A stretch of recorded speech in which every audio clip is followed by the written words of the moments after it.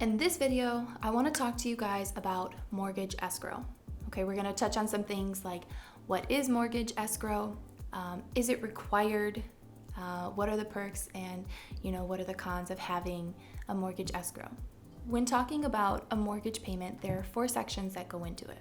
Okay, you have your principal, your interest, your taxes, and your insurances. Okay, and if you put less than 20% down on your home for like a conventional loan, it is required to have mortgage insurance. So that's something a little bit different, but it's something that they have there. FHA loans are a little bit different, but essentially those are the 4 sections for a mortgage payment. Now, principal and interest is always going toward the lender, and escrow, which holds your taxes and insurances, are something different. So what is a mortgage escrow? A mortgage escrow can be viewed like a savings account, okay, for your taxes and your insurances. So your lender is collecting monthly installments to pay out your taxes and insurances for the year. Sometimes, your lender will require you to have a cushion or what is a 2-month payment of escrow. This is allowed by RESPA. And so essentially, the reason for that cushion is to cover any unanticipated increases. So it's to help you out, essentially. Now, can you choose to have an escrow account? It's likely not optional if you put down less than 20%. If you have an FHA loan or a USA loan, it is a requirement to have an escrow account. So what are the pros and the cons of having an escrow account? Let's go through the pros. So 1, it's automatic.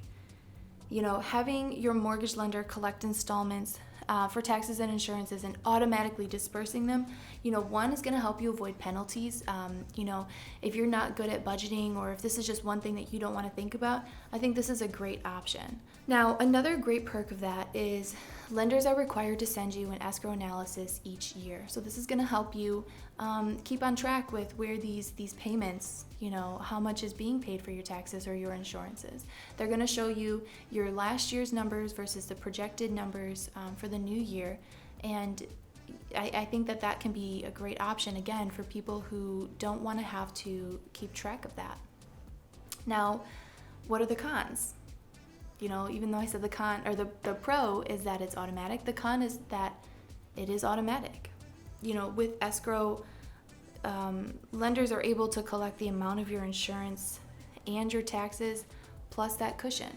And so if you like to budget or want to put those funds somewhere else, you can, by not having that escrow account and you managing your own escrow or just your own taxes and insurances, you could use that money and invest it somewhere else and, instead of just having it sit in an account. Another con is that escrow accounts can be difficult to get rid of.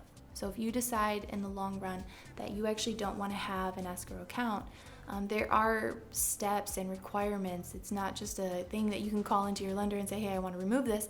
There are guidelines and steps that you have to go through in order to remove it, and it does take some time. Overall, that is an escrow account. I hope that you guys like this video. If you guys have any questions or if you feel that I didn't explain something well, please put it in the comments here for your questions, and I'll respond back to you and hopefully answer that for you. Anyways, thank you so much for watching this video. I really do hope that it helped you guys understand escrow a little bit, especially for new home buyers. Some people don't understand escrow, and there's a lot of pages in this closing disclosure that you have to go through, and it runs by quick. So again, I hope that you guys enjoy this video. Thank you so much for watching.